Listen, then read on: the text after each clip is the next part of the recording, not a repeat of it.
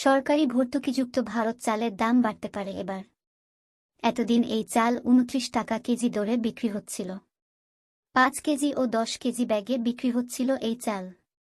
তবে এবার জানা গিয়েছে এই চালের দাম কিছুটা বাড়তে পারে। এদিকে গত ফেব্রুয়ারি মাসে এই চাল বাজারে এসেছিল। যাতে মানুষ চাল কিনতে গিয়ে সমস্যায় না পড়েন সে কারণেই চাল বাজারে আনা হয়েছিল। তবে শেষ পর্যন্ত এই চালের দাম বাড়তে পারে এবার। ক্রেতা সুরক্ষা দফতরের পরিসংখ্যান বলছে গোটা দেশে গড়ে চালের দাম নিচ্ছে ৪৫ টাকা প্রতি কেজি।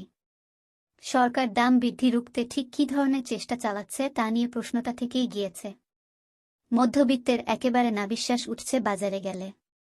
এক আধিকারিকের মতে ভর্তুকিযুক্ত চাল আর বাজারে যে চাল বিক্রি হচ্ছে তার মধ্যে দামের ফারাক ১৫ টাকা প্রতি কেজির বেশি হয়ে যাচ্ছে।